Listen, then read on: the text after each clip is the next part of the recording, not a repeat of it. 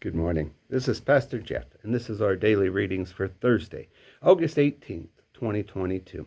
We have our three readings. Our psalm reading comes from Psalm 103, 1 through 8. Our Old Testament reading comes from the book of Numbers, chapter 15, verses 32 through 41.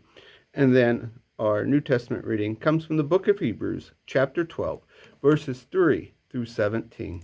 And today we're going to be reading the verses out of the Living Bible. Psalm 103. I bless the holy name of God with all my heart. Yes, I will bless the Lord and not forget the glorious things he does for me. He forgives all of my sins. He heals me. He ransoms me from hell. He surrounds me with loving kindness and tender mercies. He fills my life with good things.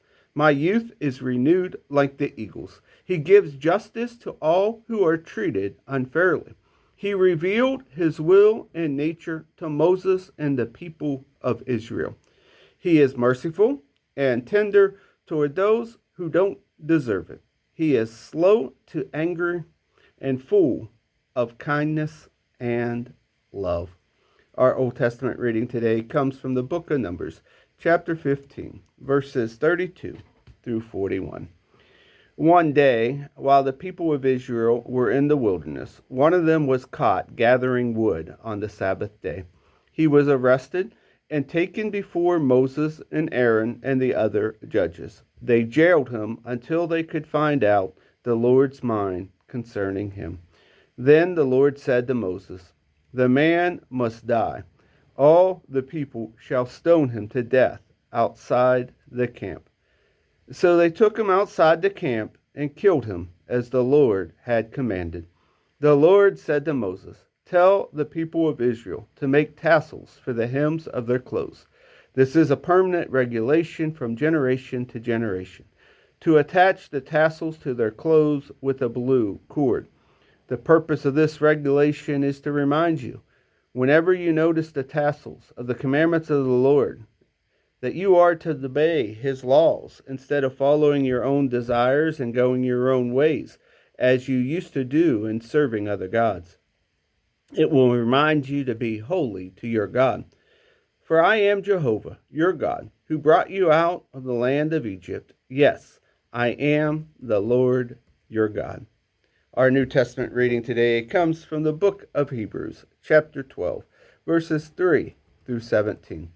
If you want to keep from becoming faint-headed and weary, think about his patience as sinful man did such terrible things to him. After all, you have never struggled against sin and temptation until you sweat great drops of blood. And have you forgotten the encouraging words that God spoke to you, his child? He said, "My son, don't be angry when the Lord punishes you. Don't be discouraged when he has to show you that where you are wrong. For when he punishes you, it proves that he loves you. When he whips you, it proves that you really are his child. Let God train you, for he is doing what any loving father does for his children. Whoever heard of a son who was never corrected?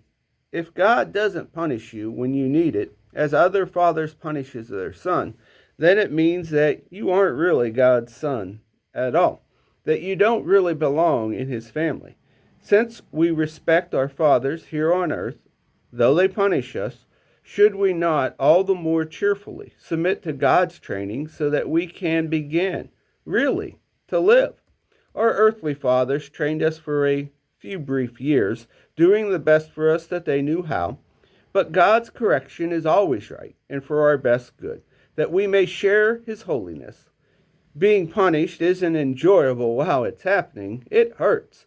But afterwards, we can see the results, a quiet growth in grace and in character. So take a new grip with your tired hands. Stand firm on your shaky legs and mark out a straight, smooth path for your feet so that those who follow you, though weak and lame, will not fall and hurt themselves but become strong. Try to stay out of all quarrels and seek to live a clean and holy life. For one who is not holy will not see the Lord. Look after each other so that not one of you will fail to find God's best blessings. Watch out that no bitterness takes root among you, for as it springs up, it causes deep trouble, hurting many in their spiritual lives. Watch out that no one becomes involved in sexual sin or become careless about God as Esau did. He traded his rights as the oldest son for a single meal, and afterwards, when he wanted those rights back, it was too late, even though he wept bitter tears of repentance. So remember and be careful. And here ends our readings for today, and apologies for a few slip-ups with the language. Peace be with you. Have a beautiful day.